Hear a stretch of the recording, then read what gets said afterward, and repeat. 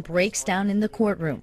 With tears streaming down his face, he told the judge he's frustrated with the legal process. I still don't have copies of the things that I've asked for. I don't have a copy of anything. I don't even know what the prosecutor's going to use against me.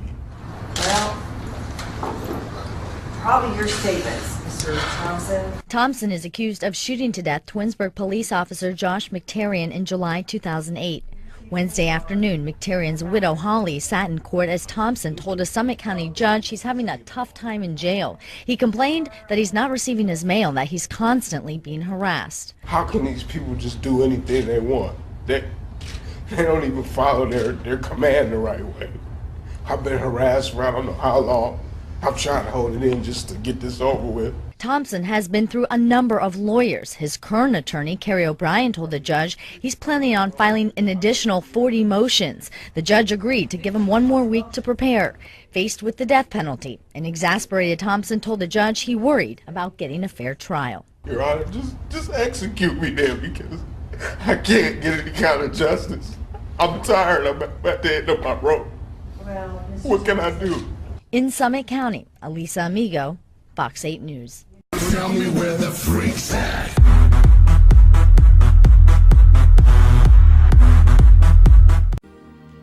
Oh, beautiful. Spacious sky. A visibly moved Judge Charles S. Temple said the details surrounding the death of 3-year-old Brielle Gage will haunt him. The victim of this crime and the pain, the terror, and the fear that she felt is unspeakable. And with that, he handed down the maximum sentence to Caitlin Marin, the Nashua mother convicted of second-degree murder for beating little Brielle to death. Ms. Gage, you're sentenced to the New Hampshire State Prison for not more than life nor less than 45 years.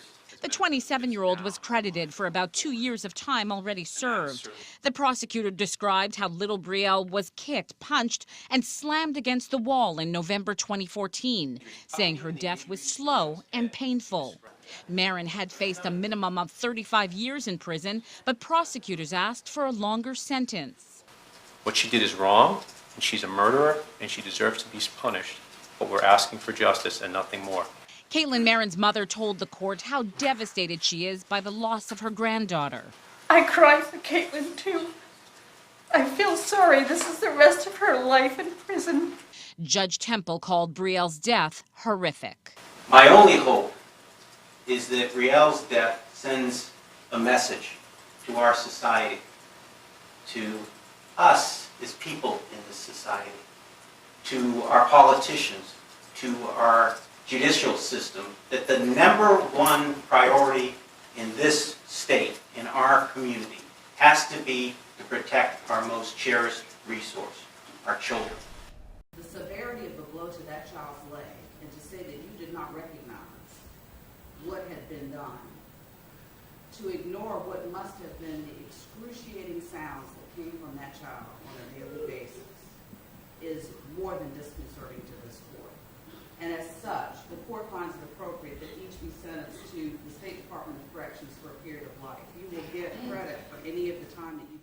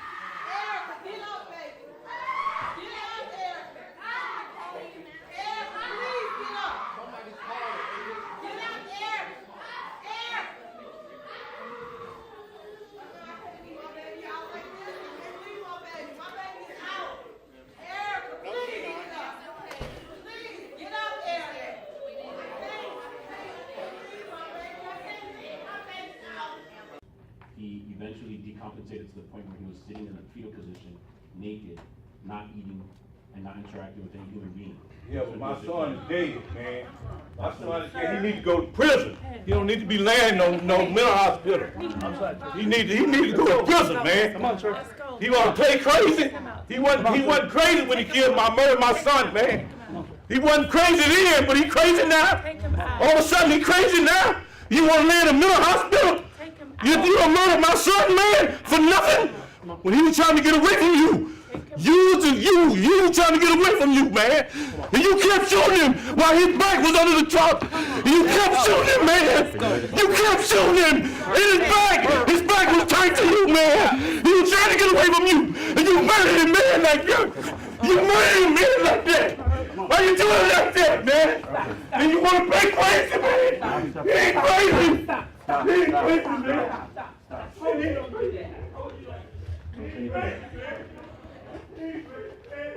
I'm going to take a break for the demo. On the morning of June 30th, 2014, my mom's birthday, Miss Heath took away a husband of 45 years. Through tears, Eliza Morris told the judge about the lasting heartache the death of her father caused for her family. The 66-year-old retired teacher, Michael Phelps, was on his way to volunteer at a local cancer center when his motorcycle was hit in a busy intersection in Allenstown.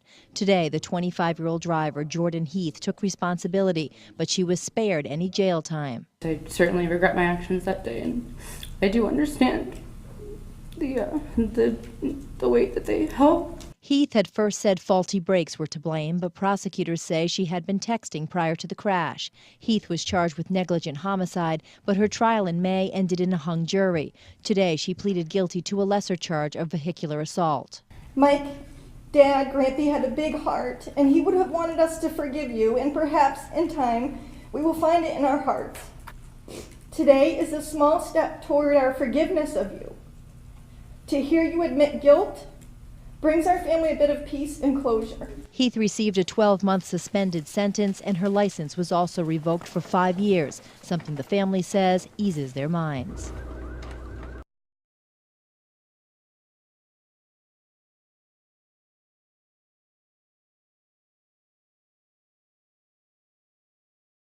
Lily was the daughter every parent wishes for: hardworking, humble, loyal, courageous, funny, loving, kind, beautiful, and intelligent. She was the definition of perfection. She was not only my daughter, she was my best friend. What you get to speak to your mother and to your family. My daughter's not coming back.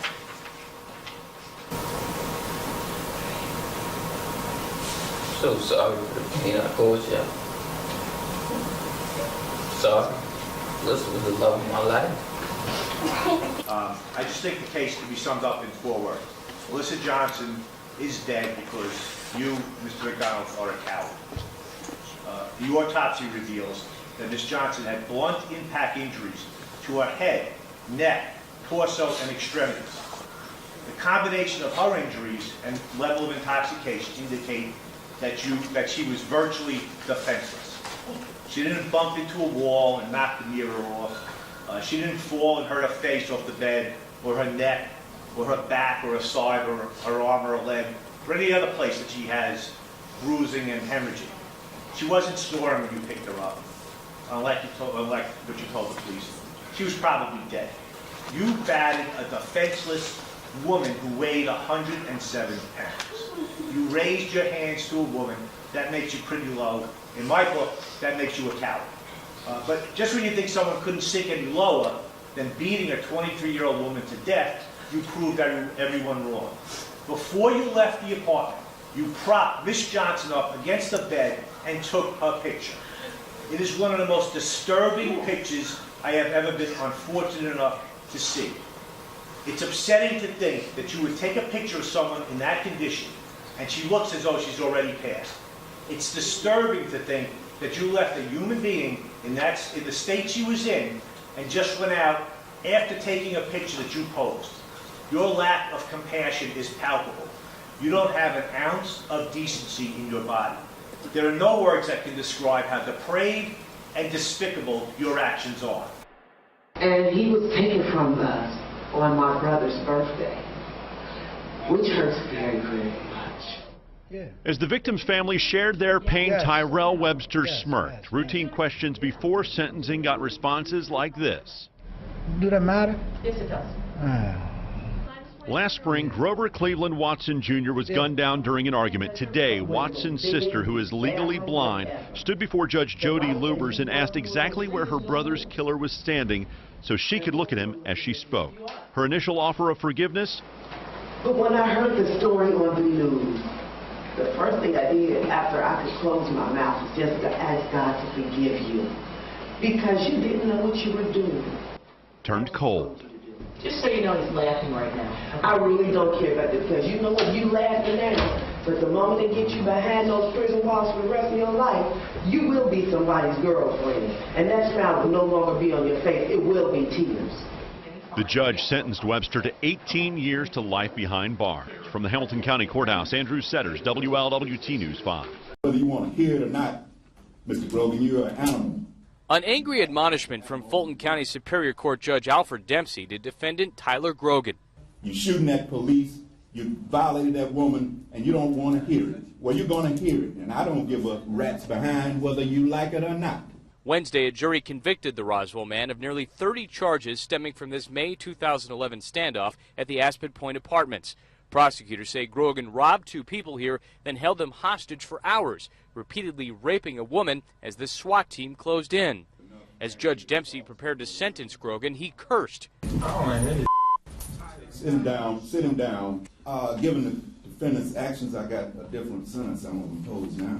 7 consecutive life sentences plus 270 years in prison. His attorney told the judge Grogan is sorry for what happened and blamed his behavior on demons he's dealt with since his own mother's murder a few years ago. Life had just been too much for him. He put himself in a situation which he did, and it began to get out of hand.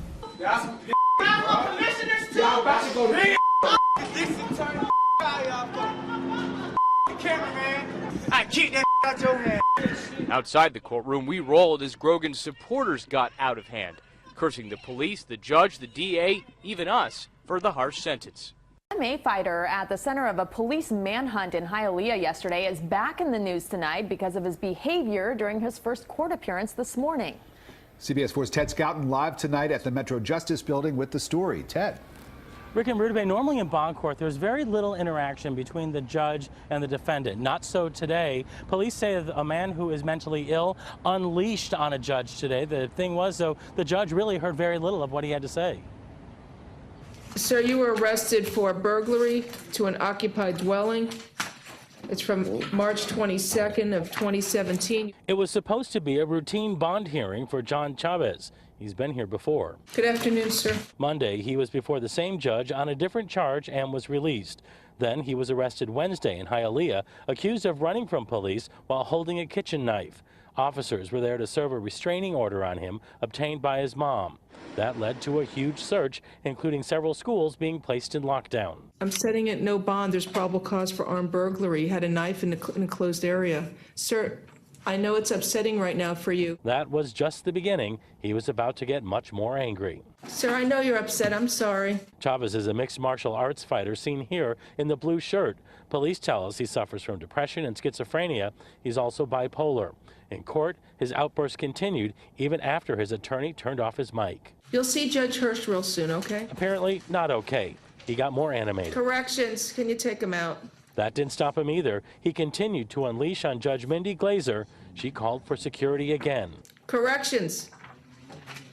Yes, they're coming, Your Honor. With that, a guard arrives, stepping between Chavez and the camera, trying to get him to leave. He continued to shout, possibly not knowing the mic was off the entire time he was speaking. Finally, the jail guard, with some coaxing, was able to get him